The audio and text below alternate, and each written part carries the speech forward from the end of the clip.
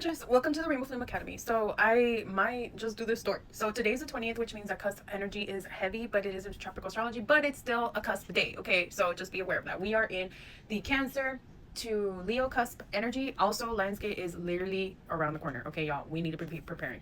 But all the rituals and all the divination and all of the tactics that you received this month, all of the things that you know, if you became a high priestess in some sort of nature, if you leveled up your abilities, if your clairs got better, the whole 9 yards, okay, if you are becoming more confident and more expressive with your fashion, with your art, with your confidence, with your status, right?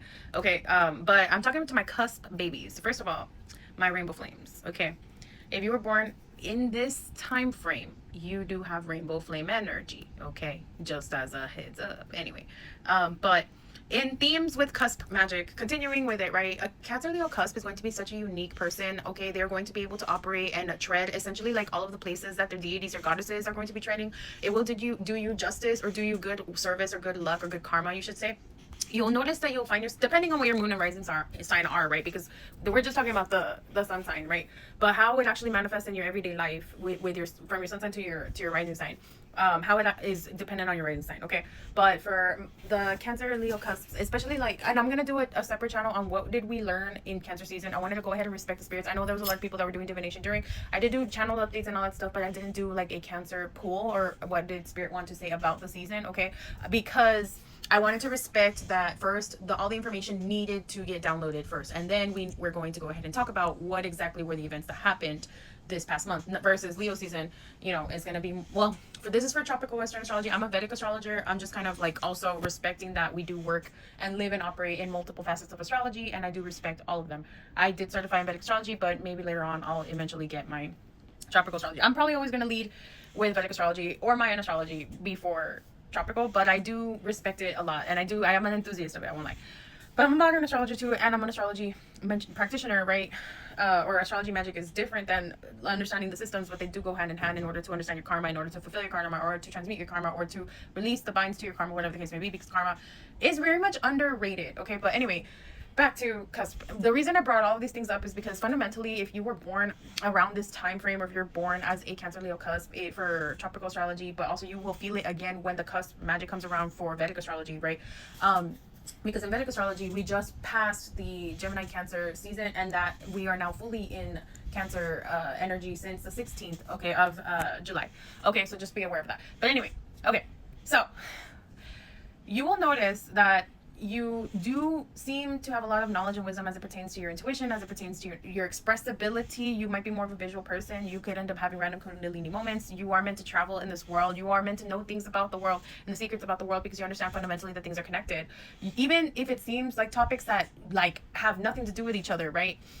You're going to start to notice the synchronicities of how the dots are going to connect. The dots are going to connect. Being born in this, you also, you know, will probably have had like very unique, you know, upbringing. Like you could have been attracted to Sailor Moon or spy type shows. You could be attracted to unorthodox songs that are maybe electric, not just all rock or whatever the case may be. You're very expressive. You could have clairaudience, okay? I'm still considering that there might be more of a visual side, but you could have clairaudience, you could have claircognizance, and you could also have clairsentience with this placement or with this energy. It's the perfect cocktail combination that was needed, because every single day that you live your life, it's never going to be normal. You'll notice that you'll tend to be like very in between, or very like teeter-totter, like the border is always going to be there. This is a general energy that I've noticed that all cusp people happen to have. Like for a Gemini Cancer cusp, it would be, you know, cosmetology, but all cusps might feel like, as an example, like for me, I'm a cusp baby, right?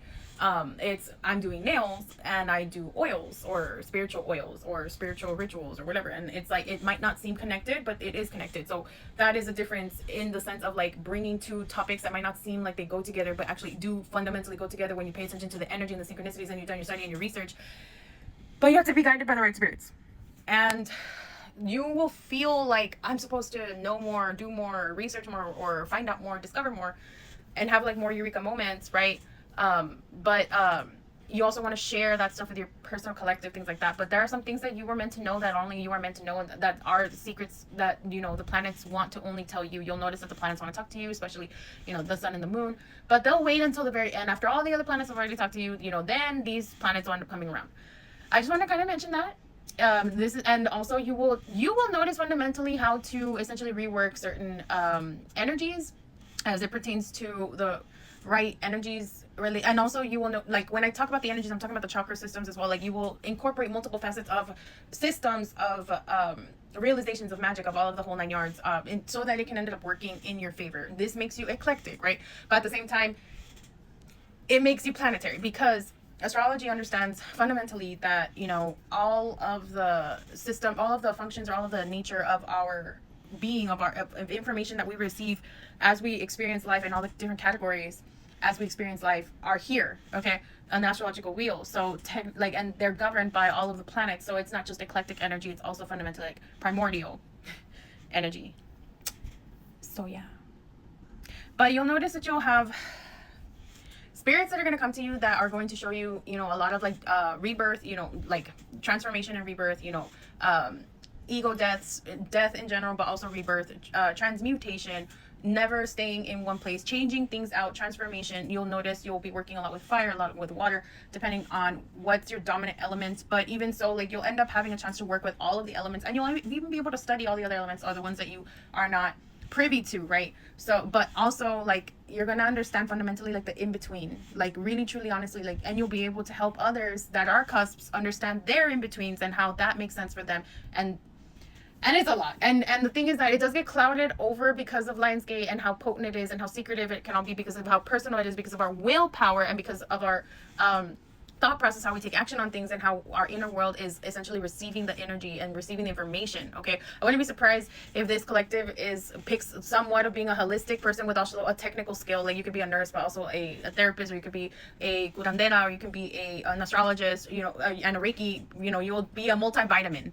Okay, or, and like how I did it, like, as an example, but I'm just bringing up myself as an example, but it will look your way. And if you haven't done that, you haven't fully evolved to that level, if you're still, you know, like at just one place, you're getting ready to evolutionize and receive all the energy that you need to be receiving. Okay, but this is a secret day, yeah, powerful, potent day that I want to go ahead and talk about. So happy cusp day. Okay, and I'm super excited, and we're just a couple days short about the day of reset for Mayan astrology. So this is a very, very powerful, potent week. Okay, love you.